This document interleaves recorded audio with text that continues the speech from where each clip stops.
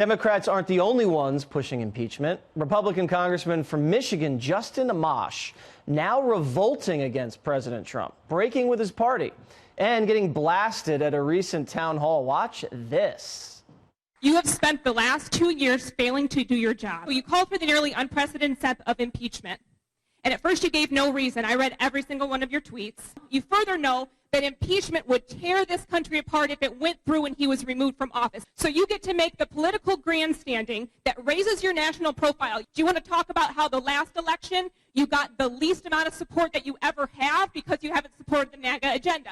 But you also know that you have no future in this district because of that as a Republican. Joining me now in a Waters World exclusive, the woman in the video, Anna Timmer. Anna, did you get any blowback from that confrontation?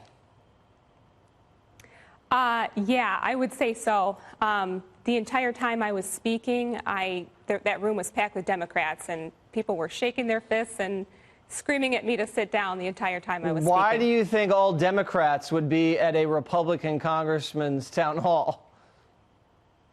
Well, I was very surprised at first, but it made a lot of sense afterward. I mean, the anti-Trump market is pretty strong in this country, and they want impeachment so desperately to get rid of Trump that finally they got their one Republican to come on their side, and I think that they just flooded in just because they were so excited. I don't think they know anything about Amash or what he has voted on in the past. No, probably not. I mean, is he going to be bounced from this district? It's a Republican district. Am I wrong? And does he face challenges now that he's pushing impeachment?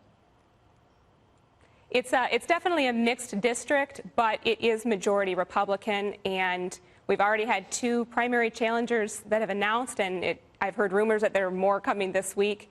I think it's a pretty good bet he's going to get voted out of this district.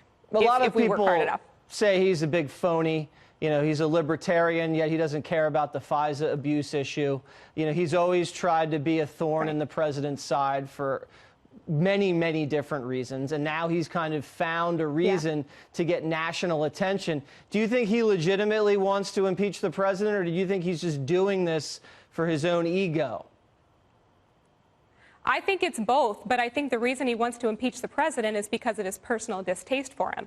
I don't think it has anything to do with the Constitution, because otherwise, as you say, he'd be a little more curious about the FISA abuse. But I think the bigger picture is his political future, because he was anti-Trump from the start. He was a never-Trumper. He didn't even vote for Trump. So he knew he didn't really have a future in this district because we support Trump.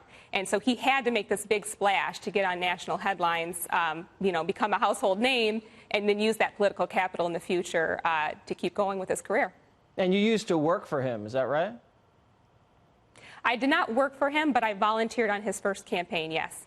And how disappointed are you of this guy? Oh, extremely. There were other things that happened along the way since 2010, like Right to Life, removed their endorsement of him, and he voted against the wall, and he voted against defunding sanctuary cities and Kate's Law. Wow. But the real, I mean, his record has been very poor for what the Republican Party stands for. I mean, he's not even a Republican at this point. He wants to impeach the president. No. He doesn't want border security. He's pro-sanctuary city. Right to Life pulled their endorsement. This guy's a Pelosi Democrat, if you ask me. Did he look nervous or shaken when you were blasting him face-to-face like that? He did. He was kind of laughing at a few points when I was speaking, and that kind of got me going a little bit because, I was his voter. I felt that, you work for me, you shouldn't be laughing at me while I'm speaking. But then after I was done, he stumbled for a minute, but then he kind of went on with his deflection answer. Deflection, in my opinion. Well, he's completely alienated his constituency. He's abandoned his base. I don't see a future for this guy in the Republican Party. They might be a future for you out there, Anna. You thinking about running against Representative Amash? I have not considered running against Amash, but I am firmly committed to working on the campaign of one of his primary challengers, for sure. All right. All right. We love it when the folks give congressmen a piece of their mind at these town halls. That's what it's all about. All right, Anna, thank you very much. Yep.